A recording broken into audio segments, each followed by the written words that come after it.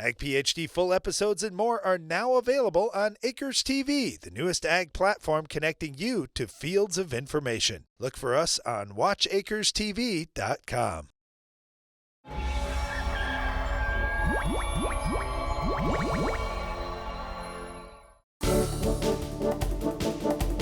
In our Farm Basics time each week, we talk about something that's common to those of us in agriculture, but if you aren't directly involved in ag, you may not be familiar with this at all. Well, today we're going to talk about one of the safety things that we all have to follow on the farm, and that is re-entry intervals with pesticides. Whenever a field is sprayed, whether it's with a herbicide or a fungicide or insecticide or whatever, farmers are curious about, okay, I sprayed it, I want to go back and see what the results are. Now, I know growing up on the farm, if we sprayed for weeds, for example, we'd probably want to go back within a week after we sprayed just to see, well, did the weeds die and will I need to retreat? I don't know, Brian, a week later, every product that we were using, we were safe to re-enter the field. But I imagine there's probably a reason somebody might want to be out there sooner than that. Well, of course there is. So I'll just give you an example on our own farm this summer. We were spraying a miticide, so we had spider mites that we wanted to control, and I was just curious, how good a job did we do? And I wanted our guys back out there the next day. But before we could do that, I wanted to make sure that we weren't going sooner than what that re-entry interval was. So fortunately, the re-entry interval was only 12 hours. So in other words, after 12 hours, you're safe to go back out in that field.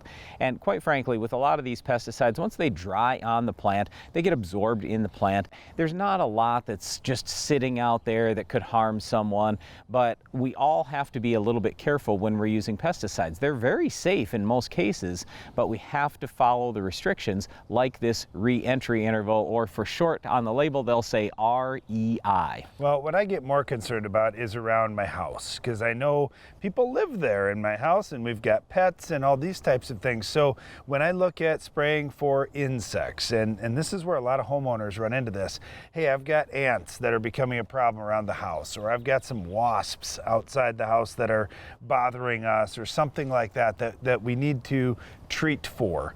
How safe is that going to be around pets? Well, one thing that I found really interesting when I first had my own dog, I wanted to get a collar on the dog. I was worried about fleas, I was worried about ticks, and I looked at, okay, what do they put in flea and tick collars? It was the same active ingredients that we were using in some of the insecticides in our field, and certainly what we would spray outside around the home. So that gave me a little more safety, thinking, okay, well, if it could be on a flea and tick collar, it can't be that dangerous for us to spray around the home. And that's exactly where I come back to this saying, most pesticides are actually pretty safe. Yeah, a lot of those pesticides, it's not just, oh, it can be on the collar. Literally, you dump it on the animal is the treatment for fleas and ticks.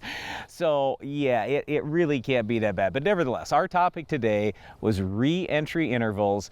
If you're ever spraying a pesticide, I don't care if it is out in your field, around your yard, around your house, always look for that REI or re-entry interval and determine how soon can you go back into that area.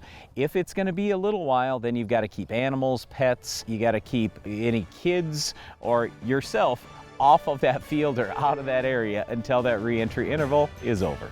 Well, one thing you may have to treat for this year is our weed of the week. Can you identify this week's weed?